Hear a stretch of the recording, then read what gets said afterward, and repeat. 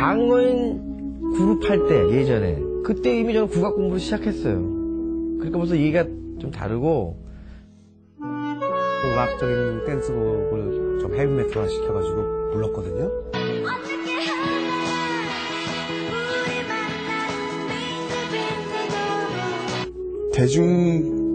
대중가요가 하지 못했던 비겁했던 대중가요의 그러한 모습을 정면으로 거부하고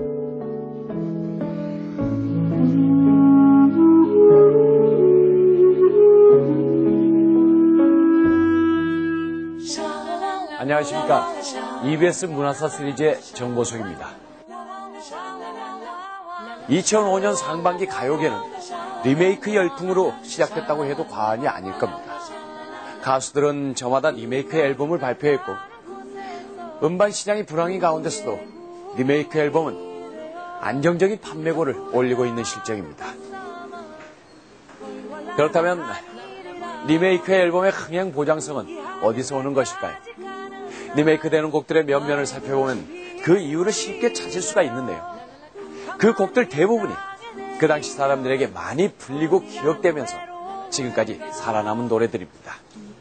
그것을 신세대 기획자들이 재발굴, 지금 10대들에게는 당당히 신곡으로 불리게 된 것이죠. 사실 날마다 신곡이 쏟아져 나오는 가요계에서 히트곡을 만들어낸다는 건 그다지 쉬운 일이 아닙니다. 리메이크가 된다는 건 그만큼 그 원곡의 완성도가 높았다는 뜻일 겁니다. 80년대 가요는 그런 점에서 우리가 다시 들여다봐야 할 충분한 가치가 있습니다. 다양한 음악이 쏟아져 나왔던 1980년대, 그 중심에는 조용필이 있었습니다.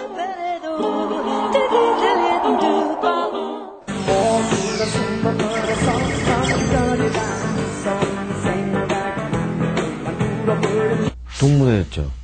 동무대였어요.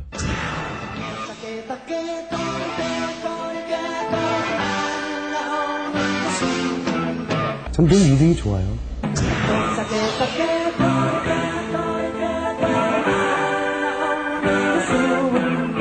한국 대중가요사를 통틀어서 단 한 명의 가수를 꼽아라 라고 얘기한다면 그건 아마 의심 없이 누구나 아마 조용필을 꼽을 겁니다.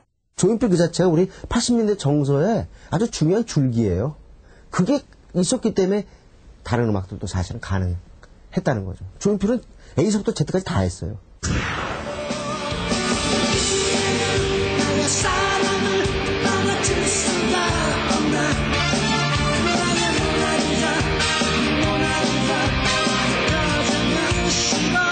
트로트면 트로트 또는 젊은 사람들의 대학가요제면 대학가요제 이렇게 양분됐죠. 신구 세대가 사실 그때도 양분되어 있었는데 그것을 통합해낸 사실상 최초의 국민 가수였던 거죠. 패티김을 좋아하는 사람들은 이미자 씨를 별로 싫어했고 이미자 씨 좋아하는 사람은 패티김을 부담스러워했지요. 마찬가지로 이미자 좋아하는 세대들은 송상식과 양희은을 마땅치 않게 생각했고요. 그 거꾸로도 당연히 그랬습니다. 그런데 조용필은 그렇지 않았어요. 정말 10대 단발머리를 좋아하는 층으로부터 1500년을 즐기는 할머니까지 다 조용필의 팬이 될 수 있었고요. 그만큼 조용필의 노래는 그야말로 한국 대중가요 양식 백화점이라고 할 정도로 솔로 가수로 나와서 첫 독집이죠. 물론 이전에 옴니버스 앨범에 데뷔 음반은 따로 또 있어요. 근데 이 음반이 독집으로는 처음에 나왔던 이것도 굉장히 희귀 음반입니다. 여기를 보시면은 이면의 두 번째 곡으로 돌아와요 부산항해가 이미 이때 72년도에 발표가 됐고 목매여 불러봐도 말없는 그 사람 돌아와요 부산항해 그 기운 님아 그때 그러니까 뭐 민단 쪽도 그러고 조청영 쪽도 이렇게 한국 방문 러시를 이뤘을 때 가사를 그리운 내 형제여 이렇게 이제 바꾸면서 이게 이제 공전의 히트를 그러니까 얼마나 가사 말 하나 자체가 그 시대에 어필을 할 수 있는지는 이게 극명하게 보여준다고 할 수 있죠. 광주 항쟁으로 얼룩졌던 80년. 조용필은 창밖의 여자와 단발머리가 수록된 첫 번째 솔로 앨범을 발표합니다. 목포행 완행 열차 이 가사가 진짜 그때 기분이 그랬거든요. 세상은 고요한 이 밤 나만이 소리치며 올 줄이야.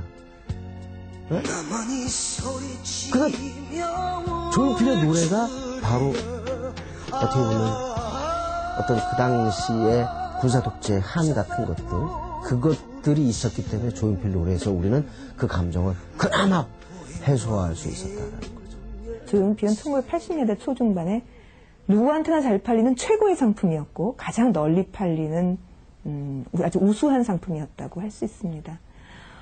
또 1980년대 가요사로만 보자면 1980년대 초중반의 가요사의 가장 핵심적인 주류적 경향을 만들어낸 사람이기도 합니다.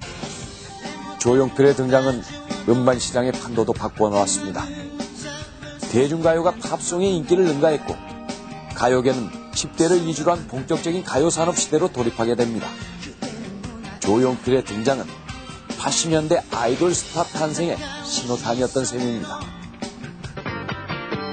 1970년대 로크로 작은 거인 출신의 김수철과 복구 가수였던 전영록은 조용필과 함께 80년대 최고의 슈퍼스타였습니다.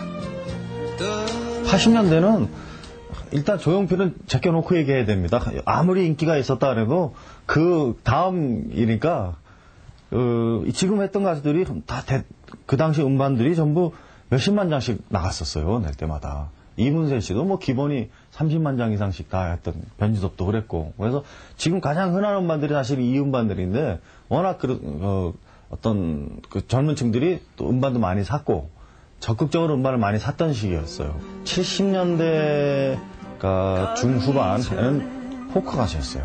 포크 가수였다가 80년대 들어서면서 어떤 그런 포크를 버리고 그 발라드로 했다 나중에는 이제 좀 댄스 같은 장르, 그러니까 발라드 댄스라고 해야 되나요? 그런 쪽으로 했던 그 전영록 씨가 80년대 그렇게 좀 변신을 좀 했죠. 전영록은 가수로 성공하기 이전 이미 하이틴 스타로 이름을 날리던 연기자였습니다. 나훈아 선배는 남진 선배 그 두 분이 이제 오빠 무대를 형성을 했는데 저는 그 모이는 게 참 싫었었어요. 혹시나